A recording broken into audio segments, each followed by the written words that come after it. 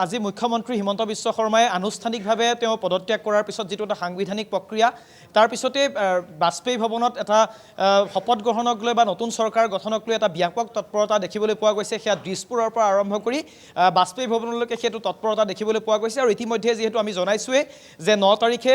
বিজেপিৰ প্ৰাক্তন ৰাষ্ট্ৰীয় সভাপতি তথা কেন্দ্ৰীয় মন্ত্ৰী জেপি নাড্ডা আৰু হাৰিয়ানাৰ মুখ্যমন্ত্ৰী নায়াব সিং সৈনিক যেহেতু তেওঁ দুগৰাকী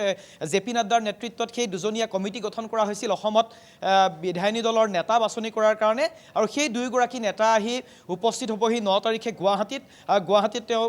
নিশা যেহেতু কটাব আৰু তাৰ পিছতে 10 তাৰিখে পুৱা বিধায়িনী দলৰ বৈঠক বিজেপিৰ বিধায়িনী দলৰ বৈঠক অনুষ্ঠিত হ'ব আৰু তাৰ পিছতে এনডিএৰ যিসকল নেতা আছে বা এনডিএৰ যিসকল বিধায়ক আছে সেই এনডিএৰ বিধায়কসকলৰ উপস্থিতিত এনডিএৰ বৈঠকখন অনুষ্ঠিত হ'ব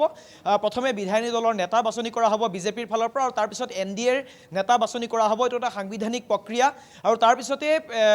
এনডিএৰ নেতৃত্ব ৰাজভৱনলৈ যাব আৰু তেওঁলোকে চৰকাৰ গঠনৰ কাৰণে যেটো আনুষ্ঠানিক প্ৰস্তাৱ সেই আনুষ্ঠানিক প্ৰস্তাৱ তেওঁলোকে আগবঢ়াব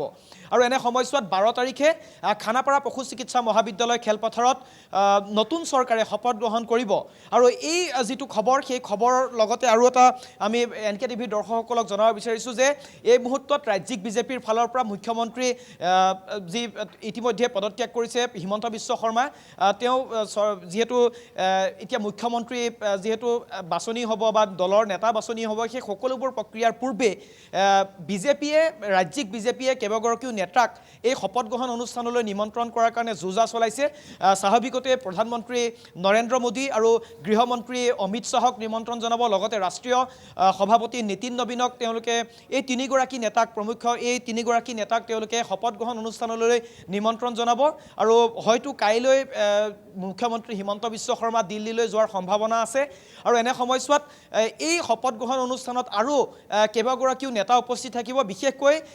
এনডিএ শাসিত উত্তৰ পূৰ্বাঞ্চলৰ প্ৰতিখন ৰাজ্যৰ মুখ্যমন্ত্ৰীসকলক ইয়ালৈ নিমন্ত্ৰণ জনোৱা হ'ব বুলি আমাৰ হাতত তথ্য আছে আৰু 2021তো তেনেধৰণৰ এটা পৰিৱেশ দেখা পোৱা গৈছিল এইবাৰো বিশেষকৈ ৰাষ্ট্ৰীয় নেতা তিনিগৰাকী মই ইতিমধ্যে কৈছো যে প্ৰধানমন্ত্ৰী আৰু গৃহমন্ত্ৰী লগতে ৰাষ্ট্ৰীয় সভাপতি আৰু লগতে উত্তৰ পূৰ্বাঞ্চলৰ এনডিএ শাসিত প্ৰতিখন ৰাজ্যৰ মুখ্যমন্ত্ৰীসকলক নিমন্ত্ৰণ জনোৱা হ'ব এই শপত গ্ৰহণ অনুষ্ঠানলৈ আৰু তাৰ কাৰণে ইতিমধ্যে বাজপেয়ী ভৱনত এক ব্যাপক তৎপৰতা দেখিবলৈ পোৱা গৈছে ব্যাপক এটা যুঁজা চলাই থকা পৰিলক্ষিত হৈছে আৰু এনে সময়ছোৱাত 12 তাৰিখে শপত গ্ৰহণ কৰিব নতুন চৰকাৰখনে ইয়াৰ মাজতে এটা উৎকণ্ঠাও দেখিবলৈ পোৱা গৈছে যে নতুন মন্ত্ৰী সভাখনত কোনে স্থান পাব পুৰণি কোন মন্ত্ৰী এই 2026ত গঠন হ'বলগীয়া চৰকাৰখনৰ মন্ত্ৰী সভাত স্থান লাভ কৰিব আৰু নতুনকৈ জয় হৈ লাভ হৈ অহা বা পূৰ্বতে বিধায়ক হৈ থকা কোনোবা মন্ত্ৰী সভাত সোমাব নেকি সেই সকলোবোৰ স্পষ্ট হ'ব কিন্তু এক কথাত ক'বলৈ গ'লে নতুন চৰকাৰে শপত গ্ৰহণৰ কাৰণে যেটো প্ৰস্তুতি সেই প্ৰস্তুতি ইতিমধ্যে